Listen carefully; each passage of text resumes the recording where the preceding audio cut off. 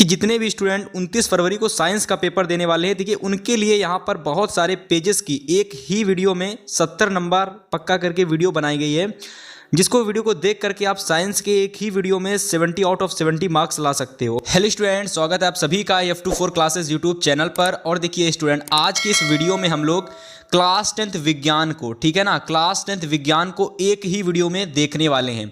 यानी अगर आप ये वीडियो पेपर से पहले देख रहे हो तो ये वीडियो आपके लिए एक ब्रह्मास्त्र वीडियो साबित हो सकती है। देखिए इस वीडियो में हमने क्या किया है, कम से कम 30 से 35-40 पन्नों की आपके लिए एक नोट्स तैयार किए हैं। और इस नोट्स में भैया आपका जितना भी 70 नंबर आए ना, जितना भी विज्ञान का 70 नंबर है, यानी जितने भी क्वेश्चन 70 नंबर के आते हैं वो सारे क्वेश्चन आपको इस वीडियो से देखने को मिल जाएंगे। इसके बाद आपको ऐसी कोई वीडियो नहीं देखनी पड़ेगी जिससे आपका इंपॉर्टेंट क्वेश्चन आते हैं। एक ही वीडियो देख लो और एक ही वीडियो में आपके 70 आउट ऑफ 70 मार्क्स आ जाएंगे, ठीक है। क्योंकि इस वीडियो में मैंने, देखिए बता देता हूँ, सबसे पहले मैंने इस वीडियो में 20 MCQ लिए हैं जो कि भाई आपके फिजिक्स, केमिस्ट्री और बायो के तीनों के होने वाले हैं, ठीक है। इसके साथ साथ 50 नंबर के जो वर्णनात्मक प्रश्न आते हैं उनको भी मैंने इसमें लिया है। तो ये समझिए, अगर आप कुछ भी नहीं पढ़े हो, बिल्कुल भी आपकी तैयारी नहीं हुई है, तो भी आप इस वीडियो को देख करके अपनी तैयारी बहुत अच्छी कर सकते हो। और इस वीडियो को देख करके आप 70 में 70 नंबर बिल्कुल ला सकते हो, ठीक है ना, बिल्कुल ला सकते हो, जरूर लाओगे, ठीक है ना। अब चलिए हम बात करते हैं कि भाई इस वीडियो में सबसे पहले हम देखने वाले हैं फिजिक्स, केमिस्ट्री, बायो, इन तीनों के बहुविकल्पी प्रश्नों को देखेंगे, ठीक है। तो चलिए हमारा सबसे पहला बहुविकल्पी प्रश्न है, जो कि पहला हमारा प्रश्न हमने लिया है कि गोलीय दर्पण, जो हमारा गोलीय दर्पण होता है, इसकी फोकस दूरी और वक्रता त्रिज्या में संबंध होता है। देखो ये प्रश्न हर बार एग्जाम में आता है और तभी मैं हर बार ये प्रश्न अपने स्टूडेंट को कहता हूँ उसे याद करके जाना।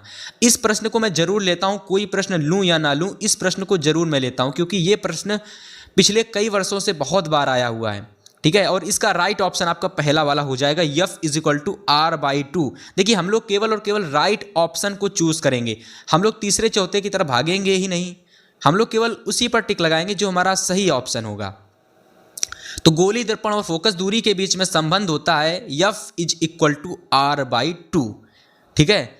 अगला प्रश्न देख लेते हैं। देखिए अगला प्रश्न हमारा है कि एक अवतल लेंस है जिसकी फोकस दूरी, ठीक है, जो एक अवतल लेंस है जो फोकस दूरी 10 मीटर है और इसकी क्षमता बतानी है। देखो यहाँ पर फोकस दूरी आप लिख लेना, फोकस दूरी, ठीक है। एक अवतल लेंस है जिसकी फोकस दूरी भैया 10 मीटर दे रखी है, ठीक है, कितनी, 10 मीटर। हमसे इसकी क्षमता पूछ रहा है। अगर आपको क्षमता नहीं पता तो मैं आपको बता दूं, क्षमता P होती है, ठीक है, P, और ये हमें P ही ज्ञात करनी है। और P को ज्ञात करने के लिए मैं आपको एक फार्मूला बता देता हूं।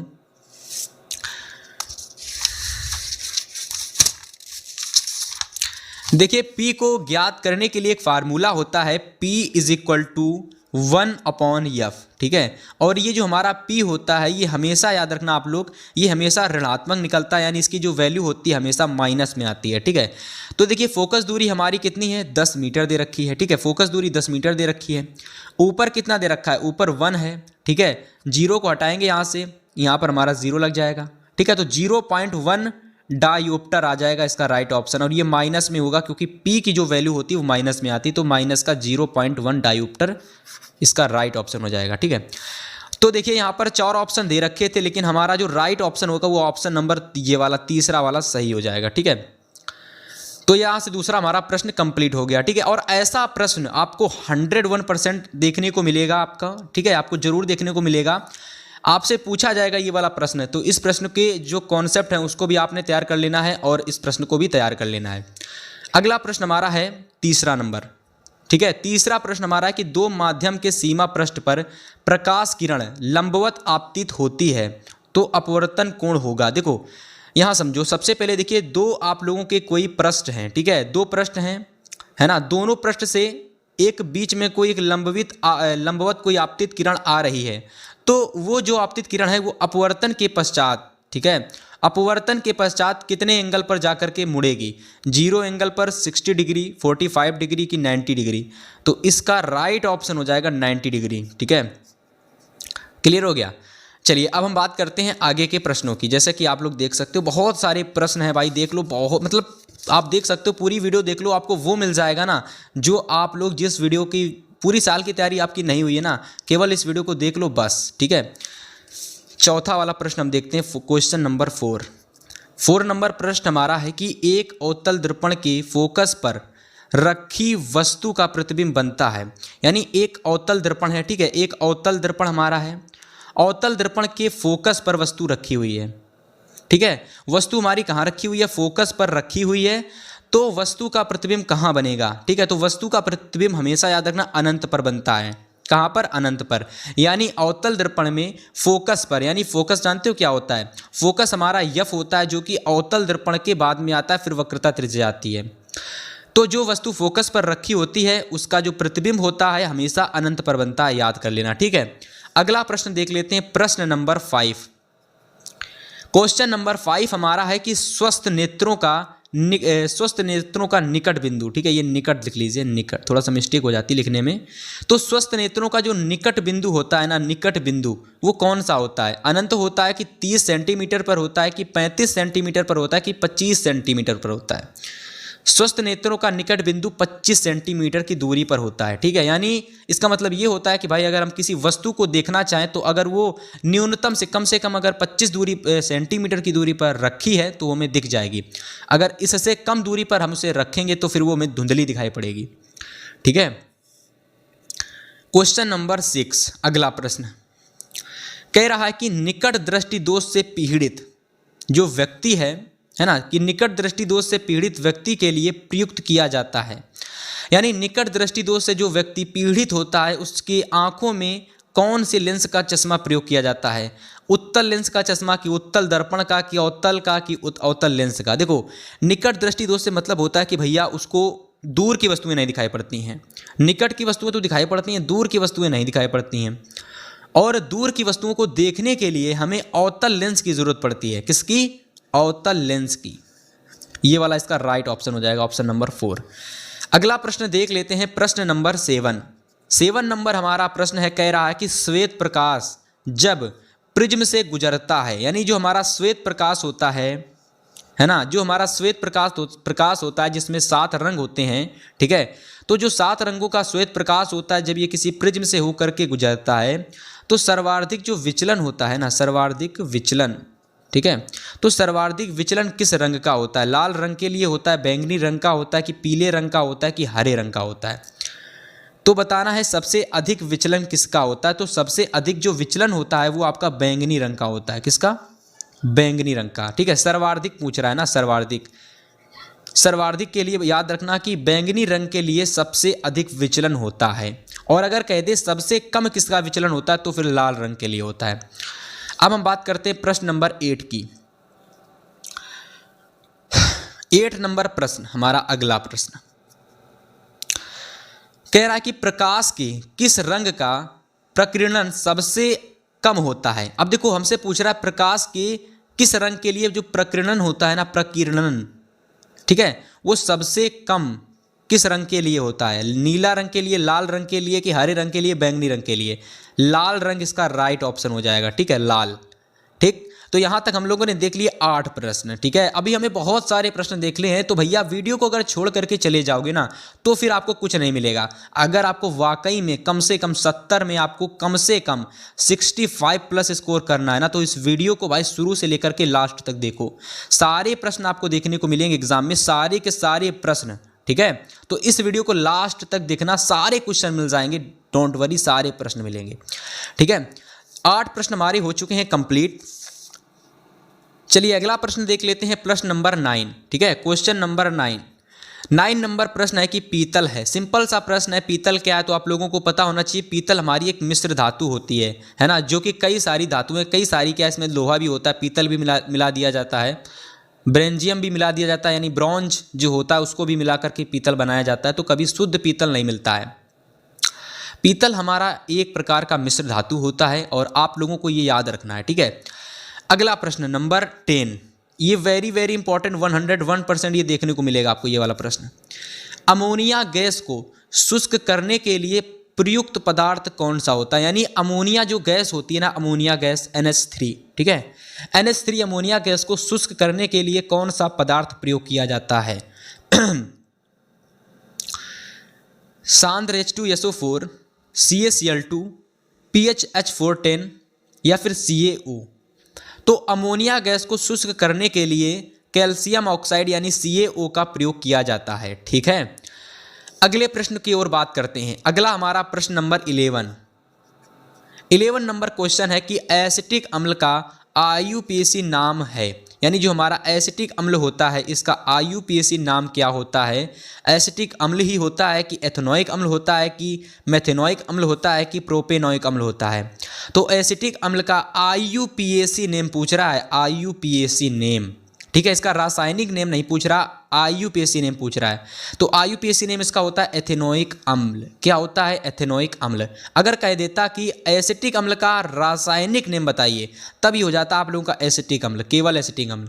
लेकिन हमसे तो पूछ रहा था IUPAC नेम, तो IUPAC नेम इसका होता है एथेनोइक अम्ल। ठीक है, अगले प्रश्न की बात करते हैं। प्रश्न नंबर 12 हमारा अगला प्रश्न कह रहा है कि ब्यूटेनॉन में क्रियात्मक समूह है, यानी जो हमारा ब्यूटेनॉन होता है, ब्यूटेनॉन, इसमें कौन सा क्रियात्मक समूह पाया जाता है। देखो ये वाला ऑप्शन दे रखा है, ये वाला ऑप्शन दे रखा है, ये दे रखा है, ये दे रखा है। लेकिन अगर मैं आपसे बताऊं कि ब्यूटेनॉन, नॉन का मतलब होता है कीटोन समूह, नॉन का मतलब, ऑन का मतलब, ये देखो यहाँ समझो, यहाँ पर जो हमारा समूह कह रहा है, बात कर रहा है, वो हमारा समूह है ऑन। ठीक है, ऑन समूह।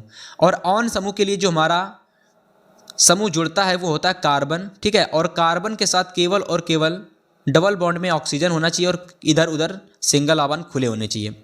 तो देखो यहाँ पर आप लोगों को ये वाला ऑप्शन सही दिखेगा, ये वाला राइट हो जाएगा। और आपको याद कर लेना है, कीटोन आ जाए, ब्यूटेन आ जाए, प्रोपेनॉन आ जाए, या फिर कोई भी ऑन से जो मिला जुला कुछ भी आ जाए, तो उसके लिए ये वाला सही ऑप्शन होगा। ठीक है, अगले एक प्रश्न की बात करते हैं। प्रश्न नंबर 13 नंबर हमारा प्रश्न है कि प्रोपेनॉल, ठीक है, प्रोपेनॉल है, आपको इसमें यह बताना है कि जो हमारा प्रोपेनॉल है ये क्या है। प्रोपेनॉल में मतलब आपको ये बताना है इसमें कि जो हमारा प्रोपेनॉल है, इसमें प्रोपेनॉल का रासायनिक सूत्र क्या है। प्रोपेनॉल का रासायनिक सूत्र देखो, सबसे पहले यहाँ समझो, प्रोपेनॉल में आपको यहाँ पर प्रोप दिख रहा है, और प्रोप के लिए आपको पता है कि 3 कार्बन का प्रयोग होता है। कितने कार्बन का? 3 कार्बन का। कहाँ 3 कार्बन दिख रहे हैं सर जी? 3 जगह दिख रहे हैं, 1 2 3। हमारा राइट ऑप्शन कौन होगा? देखो प्रोपेनॉन का मतलब होता है जिसमें ऑल, यहाँ पर देखिए ऑल आ रहा है ना, ऑल। और ऑल के लिए जो समूह जुड़ता है वो हमारा होता है सिंगल बॉन्ड में OH। ठीक है, सिंगल बॉन्ड में OH। तो कुछ सिंगल बॉन्ड में OH तो चारों जगह हैं, लेकिन अगर इसका सही फार्मूले की बात करें तो प्रोपेनॉल का सही फार्मूला हो जाएगा C3H7OH।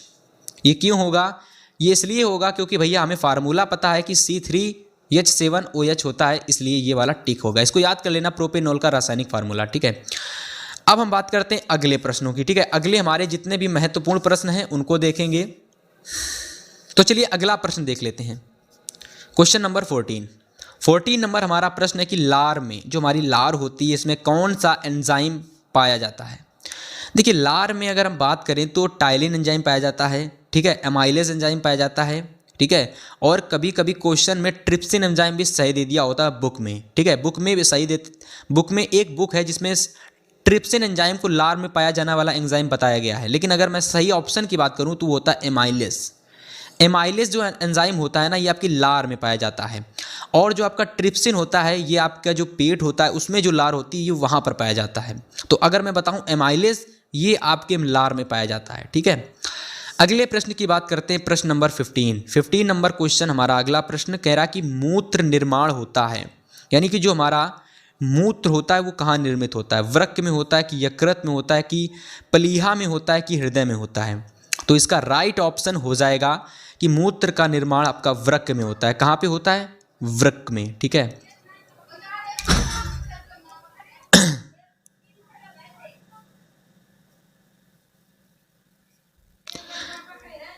अगले प्रश्न की बात करते हैं क्वेश्चन नंबर 16 की, कि कौन सा जो एंजाइम होता है ना, एंजाइम वो जल में घुलनशील होता है। आपको ये बताना है कौन सा एंजाइम। देखो एंजाइम का मतलब होता है कि कौन सा विटामिन होता है जो जल में घुलनशील होता है। ठीक है, कौन सा एंजाइम होता है, कौन सा एंजाइम? विटामिन के होता है, विटामिन डी होता है, विटामिन सी होता है कि विटामिन ए होता है। तो विटामिन सी हमारा जो होता है ये जल के साथ घुलनशील होता है। ठीक है, अगले प्रश्न की बात करते हैं, प्रश्न नंबर 17 की। 17 नंबर प्रश्न हमारा कह रहा है कि क्रम रूप परिशोषिका का भाग है। देखिए इसका राइट ऑप्शन हो जाएगा सीकम। ठीक है, क्रम यूरोपीय परिसूचक किसका भाग है? तो सीकम का भाग है। ठीक है, किसका? सीकम का। अगले प्रश्न की बात करते हैं, प्रश्न नंबर 18 की, कि इंसुलिन जो हमारा इंसुलिन हार्मोन होता है ये क्या स्रावित करता है? कहाँ से? ये कहाँ से स्रावित होता है? ठीक है, कहाँ से स्रावित होता है? तो इंसुलिन हार्मोन जो होता है ये हमारा अग्नाशय द्वारा स्रावित होता है। किसके द्वारा? अग्नाशय द्वारा। ठीक है, तो देखिए यहाँ तक हमारे 18 प्रश्न हो चुके हैं कंप्लीट। ठीक है, अब हम बात करते हैं अगले प्रश्नों की। तो हमारा प्रश्न नंबर 19 अगला प्रश्न। ठीक है, आपके एग्जाम में 20 प्रश्न आते हैं, है ना, 20, और मैं गारंटी ले रहा हूं कि 20 प्रश्न अगर आपने ये 20 तैयार कर लिए तो कम से कम आपको यहाँ से 15 से 18 प्रश्न यहीं से देखने को मिल जाएंगे, यहीं वीडियो से। ठीक है, ये वो प्रश्न 20 प्रश्न हैं जो 100% आते हैं, 101% आते हैं। तो 19 नंबर प्रश्न है कि मुकुलन पाया जाता है, यानी हमारा जो मुकुलन होता है ये मुकुलन ये कहाँ पर पाया जाता है? हाइड्रा में पाया जाता है, प्लैनेरिया में पाया जाता है, लिस्मेनिया में पाया जाता है, कि उपयुक्त सभी में पाया जाता है? मुकुलन हमारा हाइड्रा में पाया जाता है। किसमें? हाइड्रा में। तो इसको टिक लगा लोगे। अगले प्रश्न की बात करते हैं, प्रश्न नंबर 20 यानी 20 नंबर क्वेश्चन। क्वेश्चन नंबर 20 हमारा है कि पुष्प में कितने भाग होते हैं? देखो मैं हर बार बताता हूं कि आप लोगों को ना मैं एक क्वेश्चन ऐसा देता हूं जो भैया आपके एग्जाम के लिए क्या होता है, आपके पेपर के लिए इंपॉर्टेंट होता है, और उस प्रश्न को मैं आपको होमवर्क के लिए देता हूं। किसके लिए? होमवर्क के लिए, ताकि हमें पता चले कि कौन से स्टूडेंट हैं जो हमारी वीडियो को देखते हैं, कहाँ तक देखते हैं। तो 20 नंबर का जो आंसर है वो हमें आप कमेंट करके बताओगे। ठीक है, कि 20 नंबर का आंसर कमेंट करके बताओगे, चाहे वो आप सर्च करके बताओ हमको या फिर किसी बुक से ढूंढ करके बताओ, लेकिन इसका आंसर हमें ज़रूर बताओगे। और जो भी स्टूडेंट इसका आंसर बताएगा मैं उसको ये हैप्पी सा दिल भेज दूंगा। ठीक है ना, ये हैप्पी सा दिल भेज दूंगा, यानी उसको उसकी कमेंट को लाइक कर दूंगा। और आज की इस वीडियो को अगर आपने पूरा देख लिया तो कम से कम 70 में आपके यहाँ से 65 प्लस मार्क्स बिल्कुल क्लियर है, 100% 100% आएंगे ही आएंगे। ठीक है, 70 में 70 नंबर पक्का यहाँ से हो जाएगा, इस वीडियो से हो जाएगा। ठीक है, आप देखिए यहाँ से हमारे 20 नंबर क्लियर एकदम, 20 का आंसर आप खुद बताओगे। ठीक है, अब हम बात करते हैं उन प्रश्नों की जिस प्रश्न का आप बहुत ही देर से वेट कर रहे थे, यानी ऐसे प्रश्न, यानी भाई ऐसे प्रश्न जो हमारे एग्जाम में 50 नंबर के पूछे जाते हैं। ठीक है, और ये मैंने जो 50 नंबर लिए हैं इनको मैंने एकदम छांट करके प्रश्नों को रखा है, यानी ऐसे प्रश्न जो 101% आते ही आते हैं, ये वो प्रश्न मैंने यहाँ पर 50 नंबर में रखे हैं। मैंने यहाँ पर आप लोगों के लिए कुल 11 प्रश्न देखने के लिए लिए हैं, लेकिन इन 11 प्रश्नों में बहुत सारे पार्ट आपको देखने को मिलेंगे। ठीक है, यानी 11 प्रश्न होंगे लेकिन उसमें उसके अंदर अंदर बहुत सारे प्रश्न आपको देखने को मिलेंगे जो कि 101% फंसेंगे। और चलिए शुरू करते हैं खंड बा को, हम ज़्यादा वेट नहीं करते हैं। खंड बा में हमारे सारे वर्णात्मक प्रश्न होंगे। तो चलिए पहला प्रश्न देख लेते हैं जिसकी शुरुआत ही हो चुकी है न्यूमेरिकल से, जिसकी शुरुआत ही हो चुकी है प्रश्न नंबर 1 की न्यूमेरिकल से। ठीक है, पहला ही प्रश्न हमने न्यूमेरिकल ले लिया है। अब देखिए न्यूमेरिकल है कि एक अवतल दर्पण से 25 सेंटीमीटर दूर रखी एक अवतल दर्पण है। ठीक है, एक अवतल दर्पण है जिससे 25 सेंटीमीटर दूर रखी वस्तु का 2 गुना बड़ा प्रतिबिंब, ठीक है, देखिए समझिए, एक अवतल दर्पण है और जिससे 25 सेंटीमीटर की दूरी पर वस्तु रखी हुई है जिसका 2 गुना बड़ा प्रतिबिंब हमें बनाना है। सबसे पहली कंडीशन कि जो प्रतिबिंब है वो आभासी होना चाहिए। ठीक है, दूसरी कंडीशन वास्तविक बनना चाहिए। 2 कंडीशन हमको दे दी गई हैं, आभासी बनाइए और वास्तविक बनाइए। ठीक है, और दोनों दशाओं में दर्पण की फोकस दूरी ज्ञात कीजिए, यानी हमें ज्ञात क्या करना है, हमें ज्ञात करना है फोकस दूरी। और फोकस दूरी कब ज्ञात होगी, जब पहले कंडीशन जब हम उसको आभासी दिखाएंगे तब ज्ञात करनी है, और जब हम उसको वास्तविक दिखाएंगे तब ज्ञात करनी है। ठीक है, तो चलिए सबसे पहले हम लोग आभासी के लिए प्रूफ करते हैं इसकी फोकस दूरी को। तो देखिए हमको प्रश्न में वस्तु की दूरी 25 सेंटीमीटर दे रखी थी, और आपको ये याद रखना है जो वस्तु होती है उसकी हमेशा फोकस दूरी जो होती है माइनस में होती है। किस में होती है? माइनस में। ठीक है, तो भैया वस्तु की फोकस दूरी कितनी हो जाएगी, वस्तु की जो दूरी है, ये वस्तु की दूरी u है जो कि माइनस में होती है हमेशा। तो वस्तु की दूरी माइनस का 25 सेंटीमीटर हो जाएगी। अब देखिए प्रतिबिंब जो है ना वस्तु का 2 गुना बड़ा बनता है, यानी इसका मतलब है यहाँ पर हमको आवर्धन दे दिया गया। क्या दे दिया गया? आवर्धन। आवर्धन हमारा क्या होता है, m = माइनस का v/u, और आवर्धन हमको कितना दे दिया गया है, 2 दे दिया गया है, ठीक है। आवर्धन कितना दे दिया गया, 2 दे दिया गया, हमने लिख लिया 2। हमने फार्मूला लगा लिया, देखिए माइनस का v/u इज इक्वल टू 2 लगा लिया, ठीक है। अब देखिए आगे इसको सॉल्व करोगे तो भाई ये v इक्वल टू माइनस का 2 निकल के आ जाएगा, ठीक है, आ गया। अब हम क्या करेंगे, ज्ञात करने के लिए सबसे पहले फोकस दूरी ज्ञात करेंगे ना, दर्पण की फोकस दूरी। तो दर्पण की फोकस दूरी को ज्ञात करने के लिए हमको फार्मूला याद रखना है, ये दर्पण का सूत्र जो कि होता है ये 1/f equal to 1/v plus 1/u। देखो यहाँ समझो, हमको पता था शुरुआत में ही कि हमको u इज इक्वल टू यानी वस्तु की दूरी माइनस का 25 सेंटीमीटर है, और जो हमारी प्रतिबिंब की दूरी है वो हम लोगों ने आवर्धन से निकाली थी v इक्वल टू माइनस का 2u, यहाँ पर देख लो, ठीक है। और हमको यहाँ से फोकस दूरी ज्ञात करनी थी, हमने फार्मूला लगा लिया ये वाला, और यहाँ से आपको देखिए सब कुछ आपको अच्छे से यहाँ पर देख लीजिए, आपको हल कर लेना है एकदम अच्छे से, ठीक है, अच्छे से एकदम हल कर लेना है। और यहाँ सब आप पूरा हल कर लोगे तब देखिए f इज इक्वल टू आपका निकल के आ जाएगा 2u, क्या निकलेगा, f इक्वल टू 2u। अब u बराबर आपको पता है कि माइनस का 25 सेंटीमीटर जो कि वस्तु की दूरी थी उसी को हमने रख दिया, तो f इज इक्वल टू आपका आ जाएगा माइनस का 50 सेंटीमीटर। और ये कब निकला है, ये जब निकला है जब हम लोगों ने फोकस दूरी यानी वस्तु को आभासी यानी प्रतिबिंब को जब हम लोगों ने आभासी प्राप्त किया है तब जाकर कि ये इतना निकला है, फोकस दूरी इतनी निकली है। अब हम लोग यहाँ पर अगले प्रश्न की यानी हमारा, अब देखिए यहाँ पर हम लोग सेकंड वाले पार्ट को सॉल्व करते हैं, ठीक है। सेकंड वाले पार्ट में हमसे कह रहा था कि जब जो प्रतिबिंब है, प्रतिबिंब जब वो वास्तविक बनता है यानी वो जब उल्टा बनता है तब क्या उसकी फोकस दूरी होगी। तो देखिए इसके लिए आपको एक बात याद रखनी है कि जब हमारा प्रतिबिंब जो है ना, जब हमारा प्रतिबिंब वास्तविक बनेगा तो उसकी जो आवर्धन होगा, उसका आवर्धन यानी उसका जो आवर्धन यम होगा वो ऋणात्मक होगा। क्या होगा, ऋणात्मक का मतलब होता है यम जो निकलेगा वो हमारा माइनस में आएगा, ठीक है, ठीक है, इतनी बात समझ में आ गई। तो देखिए यहाँ पर हम लोगों ने लिखा आवर्धन यम इज इक्वल टू माइनस का v/u, ठीक है। अब आवर्धन हमारा क्या था, माइनस में था, तो देखिए माइनस का 2 लगा दिया मैंने, ठीक है, माइनस का 2 लगा दिया। अब माइनस का 2 माइनस का v/u, माइनस से माइनस हो गया कैंसिल, तो v इज इक्वल टू आपका आ जाता है 2u। वहाँ पर कितना था, वहाँ था माइनस का 2u, यहाँ पर केवल और केवल v is equal to 2u। वही सिंपल से हम लोग सिचुएशन करेंगे, दर्पण का फार्मूला लगाएंगे और फिर से पूरा सॉल्व करना शुरू कर देंगे, और यहाँ से फिर से हम लोग f इज इक्वल टू निकाल लेंगे। कितना, f इज इक्वल टू इस बार हम लोगों ने निकाला f is equal to 2u/3।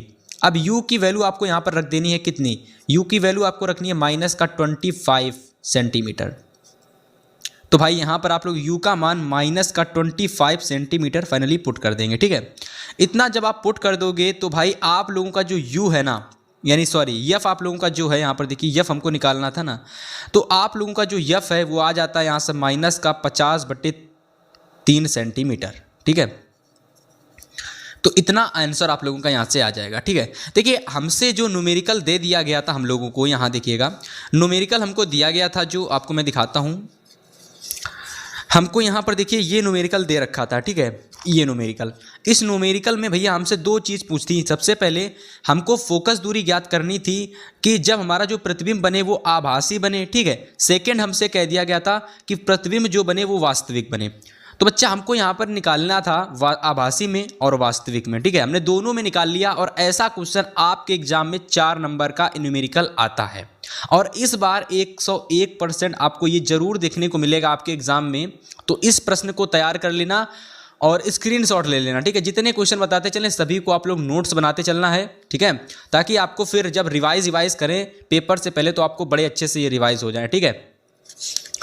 अब चलिए हम लोग देख लेते हैं अगला क्वेश्चन, ठीक है। अगला क्वेश्चन, अगला देखो, क्वेश्चन नंबर 2, ये वर्णात्मक का हमारा दूसरा क्वेश्चन है, और हमारा दूसरा भी क्वेश्चन न्यूमेरिकल का ही होने वाला है। एक और न्यूमेरिकल आ गया है। आप देखिए ये जो न्यूमेरिकल है ना, थोड़ा सा उस न्यूमेरिकल से थोड़ा सा कह सकते हो इसका जो साइज़ है या फिर इसका जो लेवल है थोड़ा सा बड़ा है ना, थोड़ा सा बड़ा लेवल है। देख लो आप लोग, कह रहा है कि एक मोटरसाइकिल में पीछे का दृश्य देखने के लिए 5 मीटर की वक्रता त्रिज्या वाला उत्तल दर्पण लगा है। यानी आपने देखा होगा अपनी मोटरसाइकिल में, ठीक है, आप जिस मोटरसाइकिल को चलाते हो उस मोटरसाइकिल को जब आप किसी भी चीज़ को पीछे से देखते हो तो शीशे से देखते हो, तो शीशे में, उस शीशे में जिससे आप पीछे की वस्तुओं को देखते हो उस शीशे में भैया जो हमारा दर्पण लगा होता है वो उत्तल दर्पण लगा होता है। ठीक है, कौन सा दर्पण? उत्तल दर्पण। तो अगर कोई आपसे पूछ दे कि बताइए मोटरसाइकिल के शीशे में कौन सा दर्पण लगा होता है, तो आप बताओगे उत्तल दर्पण। ठीक है, और आपको देखिए प्रश्न में हमसे कह रहा है कि कोई वस्तु है, यानी कोई वस्तु है जो कि पीछे है, ठीक है, 5 मीटर की दूरी पर है, 5 मीटर की वक्रता त्रिज्या वाली, यानी इस जो ये आपका दर्पण है इसकी वक्रता त्रिज्या 5 मीटर दे रखी है। ठीक है, पीछे से आ रही मोटरसाइकिल जो कि 5 मीटर की दूरी पर है, यानी ये 5 मीटर की दूरी पर है, यानी वस्तु की दूरी 5 मीटर है, उसके प्रतिबिंब की स्थिति, प्रकृति व साइज को आपको बताना है। ऐसा क्वेश्चन आपको जरूर, मैं बिल्कुल बता रहा हूँ, श्योर है ये वाला क्वेश्चन आपको किसी ना किसी सेट में रखा हुआ मिल जाएगा। जाना, यहाँ से देखना, जाना और एग्जाम में छाप देना जाके। ठीक है, देखिए कैसे आप लोगों को इस क्वेश्चन को आपको पकड़ में बनाना है। देखिए सबसे पहले आप यहाँ पर लिखेंगे दिया है। ठीक है, सबसे पहले लिखेंगे दिया है, हमको क्या क्या दे रखा है, हमको वक्रता त्रिज्या 5 मीटर दे रखी थी, फोकस दूरी इसकी क्या हो जाएगी, जो वक्रता त्रिज्या होती है इसकी आधी होती है फोकस दूरी, तो हमने इसका आधा कर दिया, तो फाइनली यहाँ से फोकस दूरी हमारी हो जाएगी 2.5 मीटर, यानी 2.5 मीटर। वस्तु की दूरी माइनस का 5 मीटर हो जाएगी, क्योंकि 5 मीटर दे रखी थी, तो वस्तु हमेशा ऋणात्मक होती है, तो माइनस का 5। अब देखिए दर्पण से प्रतिबिंब की दूरी हमको फाइंड करनी है। ठीक है, तो देखिए फार्मूला लगा लीजिए आप लोग, दर्पण का सूत्र, दर्पण का सूत्र होता है 1/f equal to 1/v minus का 1/u। आप लगा देंगे और यहाँ आप देखिएगा 1/u f equal to 1/v minus 1/u जब आप लगाओगे तो f बराबर आप लोगों को, देखिए f बराबर हम लोगों ने कितना निकाला था, f बराबर हम लोगों ने निकाला था, यहाँ देखिए हम लोगों ने यहाँ पर f बराबर निकाला था 2.5 मीटर। ठीक है, आप चाहो तो ये पुट कर सकते हो, लेकिन कैलकुलेशन को थोड़ा इजी करने के लिए हम लोगों ने इसको पुट करना है। ठीक है, इसको उठाना है और इसको उठाना है और यहाँ पर आप लोगों को पुट कर देना है। जब यहाँ पुट कर दोगे तो 1/5/2 हो जाएगा, ये 2 ऊपर चला जाएगा, तो आपका हो जाएगा, यहाँ पर देखिए हमको v निकालना है प्रतिबिंब की दूरी, और वस्तु की दूरी हमारी माइनस का 5 है और ये सूत्र हमारा प्लस का होता है, तो 2/5 इज इक्वल टू 1/v, ये माइनस का इधर आ जाएगा तो माइनस का 1/5 हो जाएगा। ठीक है, इतना समझ में आ गया यहाँ तक आप लोगों को। देखिए इसके आगे आप लोगों को यहाँ पर समझिए, इसके आगे 1/v इक्वल टू 2/5 प्लस 1/5 हो जाएगा। ठीक है, क्यों हो जाएगा आप जरा समझिए यहाँ पर क्यों हो जाएगा, क्योंकि भाई देखिए ये हमारा माइनस था। ठीक है, ये हमारा माइनस था, ठीक है, और यहाँ समझिए ये हमारा माइनस था और ये हमारा यहाँ माइनस रहेगा। ठीक है, ये हमारा देखिए समझिए ये हमारा माइनस था। ठीक है, अब हम लोगों ने जब इसको इधर साइड ले आएंगे ना, इसको इधर साइड, तो ये 1/v, ये जब देखिए ये 1/v के साथ माइनस में था, अब इस माइनस को उधर ले जाओगे तो भाई जायज़ सी बात है प्लस में हो जाएगा, तो 1/v इक्वल टू 2/5 प्लस का ये ऐसा हो जाएगा, यहाँ पर देख लीजिए, और फाइनली आप लोग v बराबर आपका हो जाएगा यहाँ से 1/v इक्वल टू 3/5, और हल कर लोगे तो v की वैल्यू आ जाएगी 1.67 मीटर। ठीक है, 1.67 मीटर, यानी 1.67 मीटर आप लोगों की वस्तु की दूरी हो जाएगी। ठीक है, वस्तु हमारी यहाँ पर आप देख सकते हो धनात्मक है। कैसी है? धनात्मक। ठीक है, क्या आ रही? धनात्मक। धनात्मक का मतलब होता है जो हमारी वस्तु है ना वो धनात्मक है। इसका मतलब ये है कि इसका प्रतिबिंब आभासी बनेगा। आभासी का मतलब ये सीधा बनेगा और दर्पण से 1.67 मीटर की दूरी पर बनेगा। ठीक है, तो यहाँ से हम लोगों ने जो वस्तु की दूरी है वो तो ज्ञात कर ली है, इसके साथ वस्तु कितनी साइज की है यानी वस्तु की लंबाई क्या है वो भी हमको ज्ञात करना है। तो वस्तु की लंबाई को फाइंड करने के लिए हमको आवर्धन का फार्मूला लगाना है। किसका? आवर्धन का फार्मूला। अब देखिए आवर्धन का फार्मूला जब लगाएंगे आप लोग तो उसके लिए आप m का प्रयोग करेंगे। किसका? m का। आवर्धन m बराबर होता है माइनस का v अपॉन u, माइनस का v अपॉन u। ठीक है, अब m is equal to v हमारा कितना दे रखा था? v हम लोगों ने निकाला था शुरुआत में 5/3 हमने रख दिया। ठीक है, देखिए थोड़ी सी मिस्टेक हो गई है यहाँ पर, नहीं सही है, सही है। हमारी वस्तु जो है ना 5/3 इतनी ही सही, वस्तु की दूरी इतनी होगी। ठीक है, अब देखिए यहाँ पर हमारी जो प्रतिबिंब की दूरी है 5/3 हो जाएगी और वस्तु की दूरी हमारी हो जाएगी -5 और माइनस को 5 हम लोग लिख लेंगे -5/1 और इसको ऊपर ले जाएंगे तो ये 5/15 हो जाएगा। हल कर लोगे तो 1/3 यानी कि जो हमारी आवर्धन आ रहा है वो 1/3 आ रहा है, यानी प्रतिबिंब का जो साइज होगा वो वस्तु के साइज का 1/3 होगा। क्या होगा? 1/3। इस तरीके से आप इसका आंसर लिख दोगे। ठीक है, तो फाइनली इस तरीके से ये पूरा न्यूमेरिकल, देखो यहाँ पर ये सेकेंड वाला जो आपका न्यूमेरिकल था, देख लो भाई, देख लो आप लोग, ये क्वेश्चन आपको 101% श्योर है आएगा ही आएगा। ठीक है, इसको तैयार कर लेना और यहाँ पर समझिए जैसा मैंने समझाया है वैसे आपको समझना है। उम्मीद करते हैं पूरा न्यूमेरिकल समझ में आ गया होगा। शुरुआत के दोनों न्यूमेरिकल आपको बहुत अच्छे से तैयार करने हैं और आपको जरूर देखने को मिलेंगे दोनों न्यूमेरिकल, दोनों के दोनों मिलेंगे देखने को। ठीक है, चलिए अब हम बात करते हैं अगले न्यूमेरिकल की। ठीक है, क्योंकि भाई हमने देखिए फिजिक्स में हमने इस वीडियो में सबसे ज़्यादा न्यूमेरिकल को लेने की कोशिश की है, क्योंकि न्यूमेरिकल 2023 में लगभग हर सेट में आए थे। इसी बार हमने 70 नंबर पक्का वीडियो में सोचा भाई न्यूमेरिकल को ले लेते हैं और जितने न्यूमेरिकल इंपॉर्टेंट हैं उनको लेंगे, जो आएंगे ही आएंगे एकदम। तीसरा वाला ये भी बिल्कुल इंपॉर्टेंट आएगा। देखो है क्या, ये थोड़ा सा अलग न्यूमेरिकल है। ये न्यूमेरिकल हमारा है कि वायु के सापेक्ष जल का, देखिए वायु के सापेक्ष जल एवं कांच के अपवर्तनांक क्रमशः 4/3, 3/2 हैं। यानी भाई यहाँ समझिए, वायु के सापेक्ष जल का अपवर्तनांक 4/3 है, वायु के सापेक्ष कांच का अपवर्तनांक 3/2 है। हमें ज्ञात क्या करना है? हमें ज्ञात करना है कांच के सापेक्ष जल का अपवर्तनांक। हमें ज्ञात क्या करना है? फिर से समझिए, हमें ज्ञात करना है कांच के सापेक्ष जल का अपवर्तनांक। इसके बाद दूसरा हमें ज्ञात करना है जल के सापेक्ष कांच का अपवर्तनांक। ठीक है, दो चीज़ें हमको ज्ञात करनी है और अगर आप दोनों को हल कर लोगे तो 2 + 2 यानी आपको यहाँ से 4 नंबर मिल जाएंगे। ठीक है, और इसका जो आपको मैं सॉल्यूशन बताने वाला हूँ, यानी इसका जो सॉल्यूशन बताने वाला हूँ बहुत ही ईजी लैंग्वेज में बताने वाला हूँ। देखो सबसे पहले वायु के सापेक्ष जल का अपवर्तनांक ऐसे आप लिख लोगे। देखो इस तरीके से लिखोगे कि वायु के सापेक्ष जल का अपवर्तनांक कितना दे रखा था। अब देखो वायु के सापेक्ष जल का अपवर्तनांक, इसको लिखोगे कैसे? इसको इस तरीके से लिखोगे ANG। अब इसको याद कैसे करोगे? देखो वायु, वायु का मतलब एयर, एयर मतलब ए, तो वायु के सापेक्ष, सापेक्ष का मतलब यन, तो वायु के सापेक्ष जल, जल मतलब वाटर, वाटर से W, तो वायु के सापेक्ष जल का अपवर्तनांक कितना हो जाएगा? 4/3। ये हमको दे रखा था। वही उसी तरीके से वायु के सापेक्ष कांच का अपवर्तनांक, यानी वायु मतलब कि एयर, सापेक्ष का मतलब यन लगा दोगे, और वायु के सापेक्ष यानी कांच का पूछ रहा था, और कांच हमारी ग्लास होती है और ग्लास का पहला ही वर्ड G होता है। ठीक है, तो वायु के सापेक्ष ग्लास का अपवर्तनांक यानी कांच का अपवर्तनांक 3/2 दे रखा था। दोनों को लिख लिया। ठीक है, ये दोनों हमको दे रखे थे, दोनों को लिख लिया। अब हमको पूछ क्या रहा था? हमको ज्ञात करना था। इस तरीके के लिखोगे ज्ञात करना है। हमें ज्ञात क्या करना है? कांच के सापेक्ष जल का अपवर्तनांक हमको फाइंड करना है। ठीक है, कांच के सापेक्ष जल का अपवर्तनांक, यानी कांच का मतलब है G, कांच के सापेक्ष का मतलब यन, और किसके साथ ज्ञात करना है? जल, जल का मतलब वाटर। तो आप लिखोगे, देखिए जिसके सापेक्ष बोले तो उसको हम लोग क्या करते हैं, जैसे पूछ दिया गया कांच के सापेक्ष, तो कांच के सापेक्ष हमको ज्ञात करना है, यानी जिसके सापेक्ष बोले उसको पहले लिखेंगे। तो G/W, इसका फार्मूला आपको याद कर लेना। इसका फार्मूला होता है G/W, यानी कांच के सापेक्ष जल का अपवर्तनांक बराबर होता है वायु के सापेक्ष वाटर का, वायु के सापेक्ष जल का अपवर्तनांक और वायु के सापेक्ष कांच का अपवर्तनांक। देखो इसको याद करने का ट्रिक बता रहा हूं। देखो सबसे पहले आपको देखिए यहाँ पर लास्ट में क्या दिख रहा है?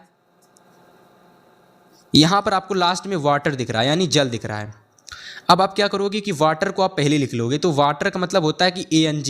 देखो वाटर में हमारा जो फार्मूला यूज हो रहा है वो कितना? ANG, यानी वायु के सापेक्ष जल का अपवर्तनांक। इसके बाद आपको कांच वाला अपवर्तनांक लगा देना कि वायु के सापेक्ष कांच का अपवर्तनांक लगा दिया।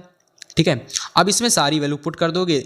एयर के सापेक्ष वाटर का जो अपवर्तनांक है 4/3 था, एयर के सापेक्ष ग्लास का जो अपवर्तनांक था 3/2 दे रखा था, आपने लिख लिया। ठीक है, अब आप लोग इसको इजीली कैलकुलेट करके इसका जो मान निकालोगे निकलेगा 8/9। ठीक है, इसका कोई भी मात्रक या यूनिट नहीं होता है, तो इसको केवल इस तरीके से लिख करके छोड़ दोगे और 2 नंबर यहाँ से आपको मिल जाएंगे। ठीक है, 8/9, और अगर आप इसको और आगे हल करोगे तो ये दशमलव में निकल के आएगा, जिसका आंसर आप निकाल सकते हो। केवल इतना ही छोड़ोगे फिर भी नंबर मिल जाएगा।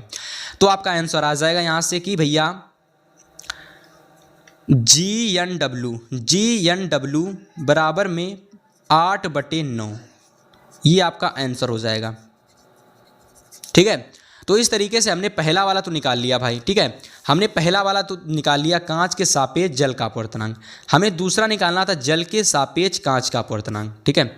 चलो अब आप लोग हेडिंग लगाओ दूसरी वाली। अब आप लोग सेकंड हेडिंग लगाओ। देखो इसमें क्या लिखोगे, इसमें आप लिखोगे कि जल के सापेक्ष, अब इस बार हमसे पूछ रहा था जल के सापेक्ष कांच का अपवर्तनांक।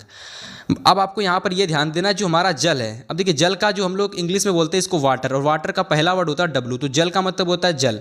जल से हमारा डब्लू आ गया। कांच के सापेक्ष पूछ रहा था, फार्मूला क्या याद करोगे, देखो वही ट्रिक। हमारा जो जी है ना, जी, इसके लिए फार्मूला याद रखना है एयर के सापेक्ष ग्लास का अपवर्तनांक, यानी वायु के सापेक्ष कांच का अपवर्तनांक। और ये हमारा जी है ना, तो जी पहले आएगा, डब्लू हमारा बाद में, तो इसका फार्मूला ए एन डब्लू बाद में आएगा, ठीक है। ये फार्मूला लगा दोगे। सारी वैल्यू आपको पता थी शुरुआत में कि ए एन जी हमारा दे रखा था 3/2, ए एन डब्लू हमारा दे रखा था 4/3। इसको सॉल्व कर लोगे तो इसका मान निकलेगा 9/8, और ये इसका आंसर हो जाएगा, ठीक है। तो इस तरीके से दूसरे वाला न्यूमेरिकल जिसमें हमको दो चीज़ें पूछी गई थी। पहला हमसे पूछा गया था, पहला क्या पूछा गया था भाई, पहला हमसे पूछ रहा था कांच के सापेक्ष जल का अपवर्तनांक, दूसरा पूछ रहा था जल के सापेक्ष कांच का अपवर्तनांक, ठीक है। दोनों को सॉल्व कर लिया भाई, 2 नंबर यहाँ से मिल गया और 2 नंबर वहाँ से, टोटल आपको 4 नंबर फाइनली मिल जाएंगे, ठीक है।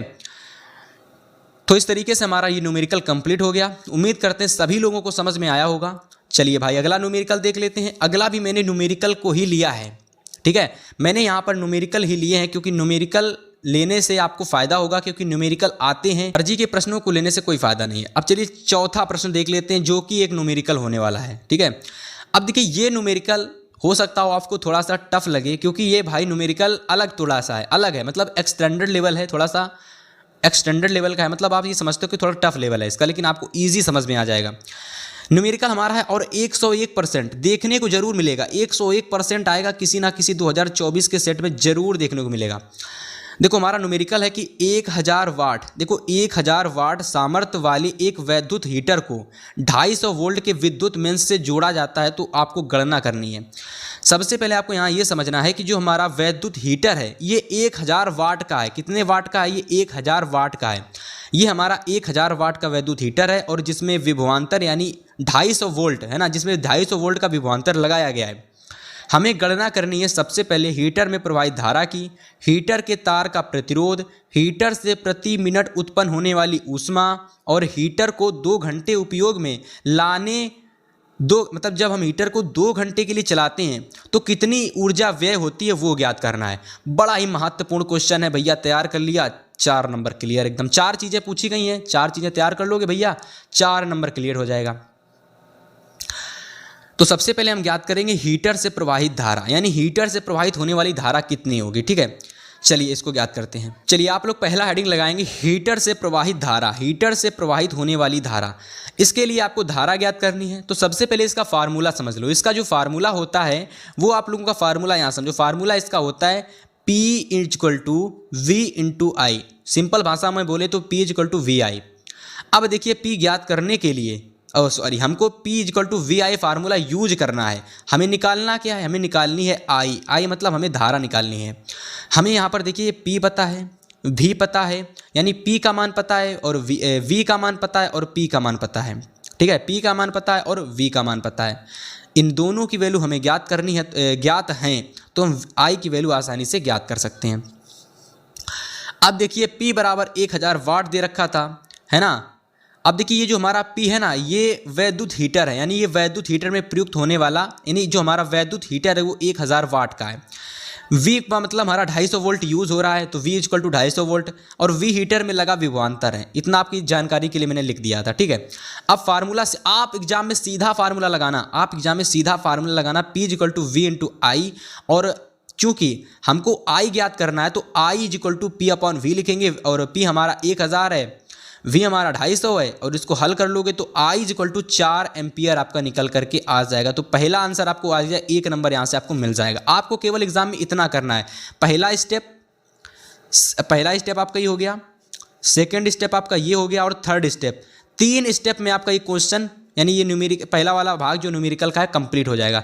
और ऊपर के लिए मैंने ये जानकारी के लिए आपको लिखा है ताकि आपको जानकारी हो जाए न्यूमेरिकल आखिर कैसे हल हुआ, ठीक है।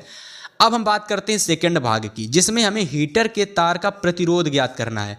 क्या ज्ञात करना है? हीटर के तार का प्रतिरोध, यानी हमें आर ज्ञात करना है। प्रतिरोध का मतलब होता है आर, आर से दर्शाते हैं प्रतिरोध को, ठीक है। अब देखिए, प्रतिरोध को ज्ञात करने के लिए फार्मूला याद करना है, R is equal to v square by P.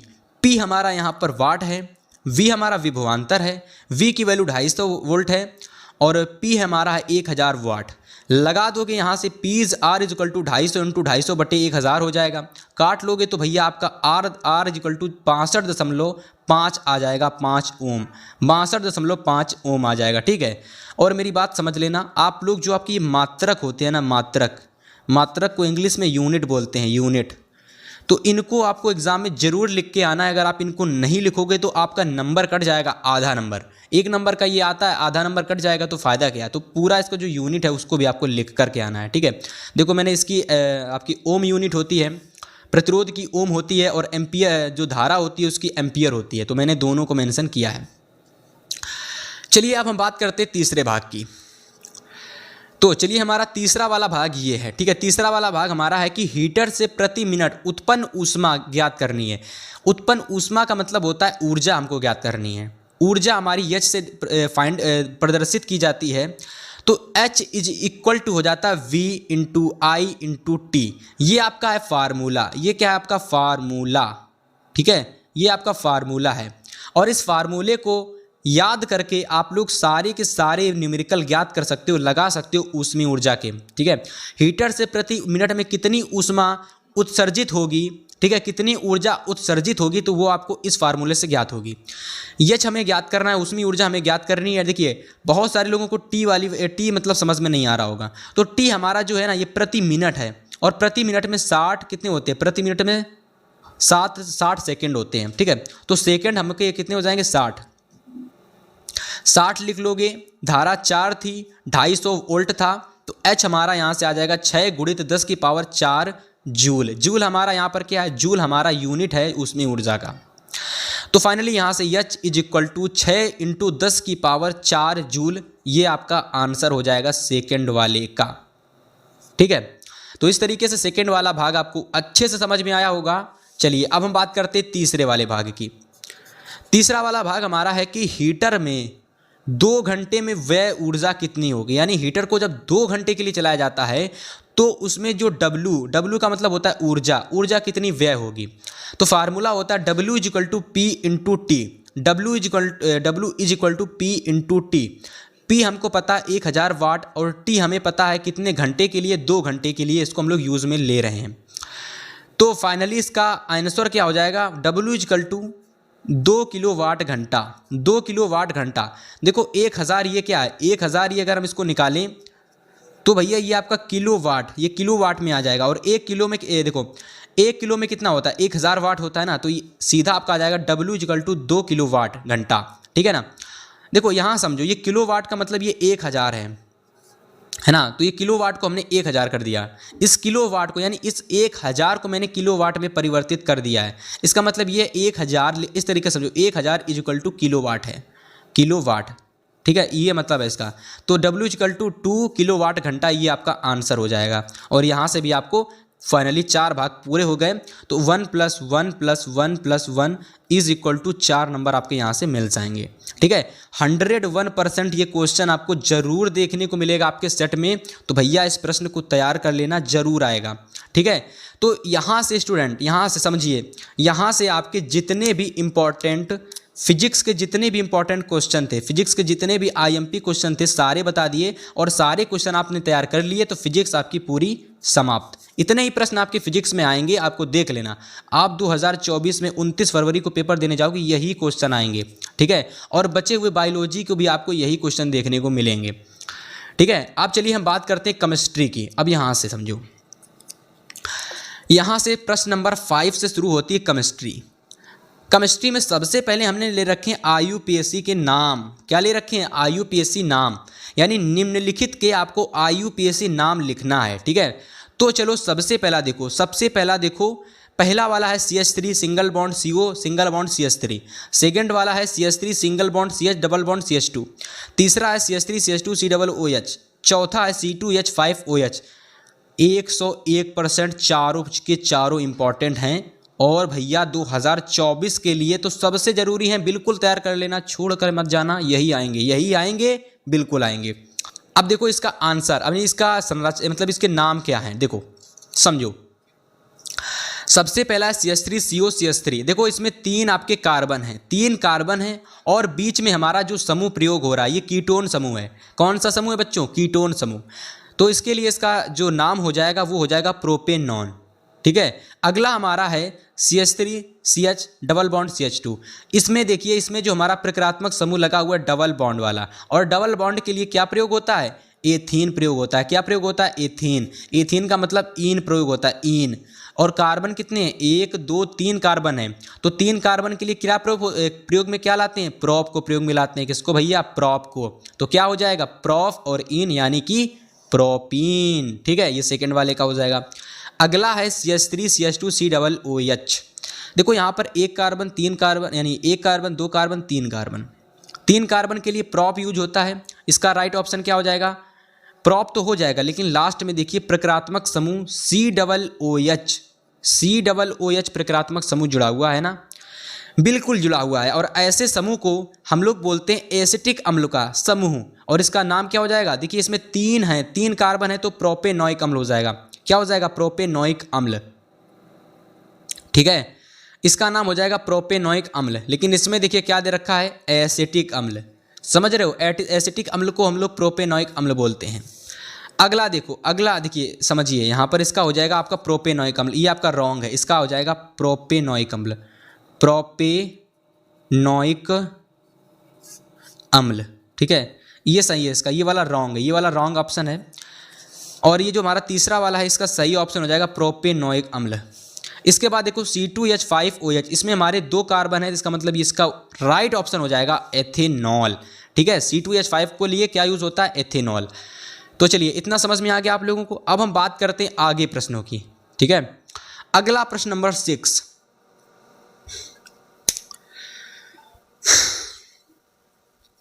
अब देखिए भाई, यहां से जो क्वेश्चन नंबर आपका 6 जो शुरू हो रहा है, यहां से आपके जितने भी प्रश्न मैंने लिए हैं, ठीक है, यहां से मैंने जितने भी प्रश्न लिए हैं सारे क्वेश्चन लॉन्ग के क्वेश्चन हैं। ठीक है, लॉन्ग के क्वेश्चन है, और लॉन्ग वाले क्वेश्चन आप सभी को पता है कि थोड़ा सा टाइम ज़्यादा लेते हैं। तो ऐसे क्वेश्चन को मैंने अलग से करा रखा है। ठीक है, अलग से करा रखा है। और ऐसे क्वेश्चन के लिए आप डिस्क्रिप्शन में वीडियो पड़ी हुई है, जैसे साबुन क्या होता है, इसके प्रकार क्या है, साबुन की स्वाच्छीकारक प्रक्रिया, मिसेल और अपमार्जक को विस्तार से समझाइए। इसको मैंने अपने एक यूट्यूब चैनल पर पढ़ा रखा है, स्पेशल से वीडियो बना रखा है। सेकेंड वाला है एसिटिक अम्ल की निर्माण विधियां, वेरी वेरी इंपॉर्टेंट, 101% ये आएगा ही आएगा। सेकेंड वाला है, तीसरा वाला कि एथिल अल्कोहल की निर्माण विधि, रासायनिक व भौतिक गुणधर्म और उसके उपयोग। ठीक है, देखो पहला वाला और दूसरा वाला ये 101% आएंगे ही आएंगे किसी ना किसी सेट में। तो भैया इन दोनों को आपको जरूर तैयार कर लेना है। ठीक है, ये दोनों इंपॉर्टेंट है, दोनों को तैयार कर लेना है। और पहला वाला, अब देखिए इन तीनों के जो आंसर है ना, तीनों के आंसर वो आप लोगों को डिस्क्रिप्शन में मिल जाएंगे। मैंने बताया कि लॉन्ग टाइप क्वेश्चन होते हैं, टाइम ज़्यादा लगता है। लॉन्ग टाइप क्वेश्चन में टाइम ज़्यादा लगेगा तो भाई और क्वेश्चन आप समझ में नहीं पाओगे। तो इस ऐसे क्वेश्चंस के लिए मैंने अलग से वीडियो बनाया है। तो ऐसे क्वेश्चन को आपको डिस्क्रिप्शन में चेक कर लेना है, और समय हो तो उन प्रश्नों को तैयार कर लेना है, क्योंकि 101% आएंगे ही आएंगे। ठीक है, अगले प्रश्न की बात करते हैं, क्वेश्चन नंबर 7 की। 7 नंबर प्रश्न और केमिस्ट्री का सबसे ज़्यादा पूछे जाने वाला प्रश्न है कि निम्नलिखित में संक्षिप्त टिप्पणी लिखिए। संक्षिप्त टिप्पणी लिखिए। अब मेरे भाई यहाँ पर समझिए, जो संक्षिप्त टिप्पणी होती हैं आपके एग्जाम में, ये 3 टिप्पणी तैयार करके चले जाओ। साबुनीकरण, एसिटीकरण, संकलन अभिक्रिया, ये 3 की तीनों आपको 2024 के पेपर में रखी हुई मिल जाएंगी, जाना और छाप देना। ठीक है, चलिए सबसे पहले हम बात करते हैं साबुनीकरण की बात करते हैं। ठीक है, साबुनीकरण की। तो साबुनीकरण में आप क्या लिखोगे, समझो। साबुनीकरण में आप लिखोगे कि उच्च अणुभार वाले, अब देखो यहाँ पर मैंने जो साबुनीकरण की जो टिप्पणी मैंने लिखी है ना, अपनी भाषा में लिखी है, ताकि आपको अच्छे लैंग्वेज में याद हो जाए। ठीक है, जल्दी से एक बार पढ़ते ही याद हो जाए। देखो आप लिखोगे कि उच्च अणुभार वाले आप लिखोगे कि उच्च अणुभार वाले मोनोकार्बोऑक्सिलिक, उच्च अणुभार वाले मोनोकार्बोऑक्सिलिक अम्लों के सोडियम तथा पोटेशियम लवण, अगर हम बात करें सोडियम और पोटेशियम लवण होते क्या है तो मैं आपको वो तो बताऊंगा ही, लेकिन इससे पहले ये समझो उच्च अणुभार वाले मोनोकार्बोक्सिलिक अम्लों के सोडियम तथा पोटेशियम लवण जो होते हैं ना वो साबुन कहलाते हैं। यानी उच्च अणुभार वाले मोनोकार्बोक्सिलिक अम्लों के सोडियम और पोटेशियम लवण साबुन कहलाते हैं, और साबुन बनने की जो क्रिया होती है वो साबुनीकरण कहते हैं। ठीक है ना, इसको साबुनीकरण कहते हैं। यहाँ हमारा सोडियम लवण हो जाएगा NaOH और हमारा पोटेशियम लवण हो जाएगा KOH। ठीक है, तो इस तरीके से यहाँ पर ये हमारी साबुनीकरण जो अभिक्रिया है ये हमारी कंप्लीट हो जाएगी, और इस तरीके से साबुनीकरण जो हमारी रिएक्शन है ये भी आपको तैयार कर लेनी है, और यहाँ से आपको 2 नंबर मिल जाएंगे। अगले प्रश्न की बात करते हैं। अगला प्रश्न हमारा है, अगला प्रश्न हमारा एसिटीकरण टिप्पणी, यानी एसिटीकरण अभिक्रिया क्या होती है इस पर आपको टिप्पणी लिखनी है। तो चलिए एसिटीकरण पर आप टिप्पणी लिखोगे और इसमें लिखोगे सबसे पहले ऐसे लिखोगे, देखो ऐसे आप लिखोगे कि जिस प्रकार अम्ल तथा क्षार, यानी जिस प्रकार अम्ल तथा क्षार की अभिक्रिया से लवण बनता है तथा जल बनता है, यानी जब हम लोग अम्ल की अभिक्रिया और क्षार की आपस में अभिक्रिया कराते हैं तो क्या बनता है, लवण बनता है और जल बनता है। उसी तरीके से उसी प्रकार अम्ल और अल्कोहल की, ध्यान से समझना, अम्ल और अल्कोहल की अभिक्रिया से एस्टर बनता है और जल बनता है। ये जो एस्टर बनता है ना, इस एस्टर बनने की अभिक्रिया ही जो होती है ना एसिटीकरण अभिक्रिया कहलाती है। ठीक है, फिर से समझ लो, जब हम लोग अम्ल और क्षार की आपस में अभिक्रिया कराते हैं तो लवण और जल बनता है। उसी तरीके से अम्ल और अल्कोहल की अभिक्रिया कराने से एस्टर बनता है, और एस्टर बनने की क्रिया एसिटीकरण अभिक्रिया कहलाती है। एग्जाम्पल क्या लिखोगे, इसका एग्जाम्पल लिखोगे, हम लोगों ने अम्ल जो हम लोगों ने प्रयोग में लिया है अम्ल, ये देखो हमारा अम्ल है, कौन सा अम्ल है, तो ये हमारा अम्ल है एसिटिक अम्ल CH3COOH। एसिटिक अम्ल हम लोगों ने प्रयोग में लिया है, और साथ में C2H5OH यानी हम लोगों ने एथिल अल्कोहल को प्रयोग में लिया है। एथिल अल्कोहल हमारा C2H5OH है और एसिटिक हमारा है CH3COOH। दोनों की आपस में क्रिया करेंगे। अब यहाँ समझो, सबसे पहले देखो यहाँ से C2H5, ठीक है, C2H5 ये टूट जाएगा और ये CH3COO के साथ जुड़ जाएगा और बन जाएगा CH3COOC2H5। इसको कहते हैं हम लोग एस्टर, और देखो यहाँ पर H बचेगा और यहाँ पर OH बचेगा। ठीक है, यहाँ पर हमारा H बचेगा, यहाँ पर हमारा OH बचेगा, और ये आपस में दोनों मिल जाएंगे और बना लेंगे H2O। तो इस तरीके से एस्टीकरण अभिक्रिया आपकी हो जाएगी। ये जो बनता है ये पूरा ये आपका होता है एस्टर, और इसी को बनने की क्रिया एस्टीकरण अभिक्रिया कहलाती है। ठीक है, तो इस प्रकार से हमारा सेकंड वाला टिप्पणी कंप्लीट हो गया। अब हम चलिए बात करते हैं तीसरी टिप्पणी के बारे में, जो कि हमारी होने वाली संकलन अभिक्रिया। ठीक है, देखिए संकलन अभिक्रिया में आप क्या लिखोगे जरा इसको समझो। संकलन अभिक्रिया हेडिंग लगाओगे और उसमें लिखोगे आप लोग, संकलन अभिक्रिया हेडिंग लगाओगे और लिखोगे आप लोग कि वह अभिक्रिया, वह रासायनिक अभिक्रिया जिसमें असंतृप्त यौगिक संतृप्त यौगिक में बदल जाता है, ऐसी रासायनिक अभिक्रिया संकलन अभिक्रिया कहलाती है। और इसका एग्जाम्पल इस तरीके से लिखोगे, देखो एग्जाम्पल आप लोग ये नोट कर लोगे, ये हमारा असंतृप्त यौगिक है, इसकी क्रिया देखिए, असंतृप्त यौगिक को हाइड्रोजन के साथ उत्प्रेरक निकेल की उपस्थिति में 200 डिग्री सेल्सियस तक गर्म करते हैं तो हमारा एथीन प्राप्त हो जाता है, और ये अभिक्रिया आप लोगों की संकलन अभिक्रिया होती है। इसको नोट कर लो, और यही बिल्कुल 101% आपको रखा हुआ मिल जाएगा 2024 के किसी ना किसी सेट में। ठीक है, जिस भी पेपर आपको देने जाओगे उसी में मिलेगा ये। ठीक है, तो जल्दी से तैयार कर लो इस संकलन अभिक्रिया की टिप्पणी को, और हम बात करते हैं फिर इंपॉर्टेंट रिएक्शंस की। अब देखिए यहाँ से आपकी शुरू हो चुकी है रिएक्शन, यहाँ से आपकी रिएक्शन शुरू हो चुकी हैं, जो कि रिएक्शंस। ठीक है, तो जो रिएक्शन करा देंगे बस वही रिएक्शन आ जाएंगी। तो 8वें नंबर पर देखो, 8वां प्रश्न हमारा है, क्या होता है जब केवल रासायनिक समीकरण दीजिए। जो हमारी रिएक्शन होती है 2 तरीके से पूछी जाती है, तो इस वीडियो में मैंने वो रिएक्शन कराई है जो आएंगी ही आएंगी 101%, ये आएंगी ही आएंगी। सबसे पहली रिएक्शन है कि जब एसिटिक अम्ल की, यानी जब एसिटिक अम्ल की क्रिया शांत सल्फ्यूरिक अम्ल की प्रेजेंट में यानी उपस्थिति में एथिल अल्कोहल से कराते हैं तो क्या होता है। तो इसका आंसर समझो, इसका समझो। ठीक है, इसको समझो। जब हम लोग एसिटिक अम्ल की शांत सल्फ्यूरिक अम्ल की उपस्थिति में एथिल अल्कोहल से कराते तो क्या होता है। देखो हम लोगों ने ये हमारा एसिटिक अम्ल है, एथिल अल्कोहल है, दोनों की आपस में क्रिया कराई। अब देखो CH3COO इतना टूटेगा और CH2H5 इतना टूटेगा, और ये रिएक्शन मैंने एसिटीकरण में करा रखी है। ठीक है, C2H5 इसके संग जुड़कर बना लेगा CH3COOC2H5। ठीक है, ये दोनों आपस में जुड़ जाएंगे और H प्लस OH आपस में जुड़कर जल बना लेंगे और ये रिएक्शन हमारी सांद्र H2SO4 की प्रेजेंट में होती है। आप देख सकते हो तीर के ऊपर प्रेजेंट लिखी हुई है, ठीक है। और इस तरीके से 1 नंबर की नहीं, ये 2 नंबर की आपकी पूछी जाती है, तो 2 नंबर हमें मिल जाएंगे। अगली रिएक्शन हमारी है कि देखिए यहाँ समझिए, अगली रिएक्शन हमारी है कि एथिल अल्कोहल, यानी जो हमारा एथिल अल्कोहल होता है, अल्कोहल एथेनॉल, इसको हम लोग एथेनॉल भी बोलते हैं। तो जो हमारा एथिल अल्कोहल होता है, जब हम लोग इसको सांद्र सल्फ्यूरिक अम्ल के साथ 160 से 170 डिग्री सेल्सियस ताप तक गर्म करते हैं तो बताइए क्या बनता है। तो देखिए सबसे पहले इस सेकंड वाली रिएक्शन को समझिए। यह रिएक्शन हमारी 2 चरणों में कंप्लीट होगी, ठीक है, 2 चरणों में कंप्लीट होगी। तो पहला चरण देखिए, जब हम लोगों ने एथिल अल्कोहल को लेते हैं तो सबसे पहले तो इसको हम लोग सांद्र सल्फ्यूरिक अम्ल यानी H2SO4 के संग सिंपल से गर्म कर लेते हैं, ठीक है।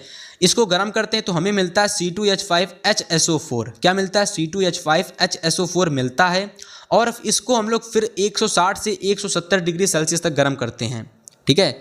जब हम लोग C2H5HSO4 को 160 से 170 डिग्री सेल्सियस तक गर्म करते हैं तब जाकर के हमें मिलता है C2H4, जिसको हम लोग एथिलीन बोलते हैं, और हमें साथ में H2SO4 भी मिल जाता है, ठीक है। तो यहाँ से भी आपको 2 नंबर मिल जाएंगे और 101% ये आएगी ही आएगी रिएक्शन, आप देख लेना। अब देखिए तीसरी नंबर हमारी रिएक्शन है कि एसिटिक अम्ल सोडियम कार्बोनेट से अभिक्रिया करता है, यानी जो हमारा एसिटिक अम्ल है, ठीक है, एसिटिक अम्ल ये हमारा सोडियम कार्बोनेट से क्रिया करता है तो क्या होता है। तो देखो तीसरी वाली रिएक्शन, देखो ये हमारा एसिटिक अम्ल यानी CH3COOH, ठीक है, इसको हम लोग बोलते हैं एसिटिक अम्ल का रासायनिक सूत्र। देखो इसकी क्रिया हम लोगों ने सोडियम कार्बोनेट से करा दी। इसकी ट्रिक बताऊं याद करने की, ट्रिक हमारी ये है कि जो ये हमारा सोडियम कार्बोनेट दे रखा है ना, सोडियम कार्बोनेट, इसका जो ये सोडियम अणु है ना, ये सोडियम अणु, ये जो इसका नीचे 2 दे रखा है ना, 2, ये फाइनली 2 आगे आ जाएगा और ये CH3CO के साथ जुड़ जाएगा तो क्या बना लेगा CH3COONA, और ये Na के साथ जो 2 था ना, ये 2 आगे आ गया तो क्या बन गया CH3COONA। Na के पीछे जो 2 लगा था ये हमने आगे कर दिया, ट्रिक बन गई। और इसके साथ साथ में क्या निकलता है, इसके साथ में कार्बन डाइऑक्साइड और H2O निकलती है कि जब कार्बोक्सिलिक यानी एसिटिक अम्ल की क्रिया सोडियम कार्बोनेट से होती है तो सोडियम एथोनेट बनता है, यानी सोडियम एथोनेट बनता है, कार्बन डाइऑक्साइड निकलती है और आपका जल निकलता है, ठीक है। तो इस तरीके से ये तीसरी रिएक्शन आपको याद कर लेनी है। 2024 के सेट में आपको 101% यही देखने को मिलेगी, ठीक है। अब हम चलिए बात करते हैं अगली। चलिए तो हम लोग अब रह गए प्रश्नों को देख लेते हैं, ठीक है। अब देखिए बहुत सारे प्रश्न हम आपको करा चुके हैं, ठीक है, बहुत सारे प्रश्न करा चुके हैं। और अगर आपने यहाँ तक अगर वीडियो को देख चुके हो तो आप लोग लगभग 40 से 50 नंबर अपने कंप्लीट कर चुके हो, ठीक है। 40 से 50 नंबर आपके कंप्लीट हो चुके हैं। अब हम बात करते हैं बायोलॉजी की, ठीक है। देखिए बायोलॉजी के लिए मैंने आपको केवल 3 प्रश्न बताए, केवल 3 प्रश्न। इन 3 प्रश्नों को तैयार कर लो, 2024 में ये आपको जरूर आएंगे। ये 101% इतने तैयार कर लो बस, क्योंकि इन 3 प्रश्नों को तैयार करके आप बहुत सारे प्रश्न तैयार कर सकते हो। देखो सबसे पहला 9 नंबर क्वेश्चन है, मेंडल के नियम क्या हैं उनको उचित चित्रों द्वारा समझाइए। आएगा 101% आएगा, आ गया, ये जरूर आ गया, आएगा। 10वां प्रश्न देखो, ये हमारा कि परिवार नियोजन किसे कहते हैं, ठीक है, इसको बताना है। नियोजित करने की विभिन्न विधियों का वर्णन कीजिए, ये भी आ गया, 101% आ गया आपके 2024 में। अब हम बात करते हैं 11 नंबर की। 11 नंबर पर हमने बायोलॉजी का एक ऐसा प्रश्न लिया है जो कि भैया अगर मैं इसको ना बताऊं ना तो सब ये समझिए कि भाई वीडियो खत्म। ऐसा प्रश्न है कि आता ही आता है कम से कम 3 से 4 सेट में। क्वेश्चन है कि मानव के पाचन तंत्र का नामांकित चित्र बनाकर वर्णन कीजिए और पोषण की प्रक्रिया का वर्णन कीजिए, ठीक है। और ये सारे क्वेश्चन देखो, ये सारे के सारे क्वेश्चन आपको 4-4 नंबर 6-6 नंबर में देखने को मिलेंगे, ठीक है। तो देखिए इनका अगर आपको सॉल्यूशन चाहिए तो इसका सॉल्यूशन डिस्क्रिप्शन में मैंने लिंक डाल दिया है, क्योंकि ऐसे बड़े बड़े प्रश्नों को मैं अलग से करा देता हूं जिसके लिए आपका समय कम मिले और आप एक वीडियो में अच्छे से समझकर ऐसे क्वेश्चन को देख सकें, ठीक है। तो इसका आंसर आपको डिस्क्रिप्शन में दिए गए वीडियोज से आप इनका आंसर ढूंढ करके अच्छे से नोट्स बनाकर इनकी क्वेश्चन की तैयारी कर सकते हो। तो फाइनली आज की इस वीडियो में देखिए मैंने आप लोगों को क्या बताया भाई, मैंने आप लोगों को 10th विज्ञान का 1 शॉट बताया, यानी एक ही वीडियो में 70 नंबर बिल्कुल पक्का बताया। जिसने इस वीडियो को देख लिया 2024 में 70 में 70 नंबर लाने से उसे कोई नहीं रोक सकता। 101% यही क्वेश्चन आपको 29 फरवरी को देखने को मिलेंगे। और फिजिक्स, केमिस्ट्री, बायो सभी के मैंने प्रश्नों को इस वीडियो में कराया है। ठीक है, तो फाइनली आज की इस वीडियो को हम लोग इतना ही रखते हैं और फिर आपसे मिलेंगे नेक्स्ट वीडियो में।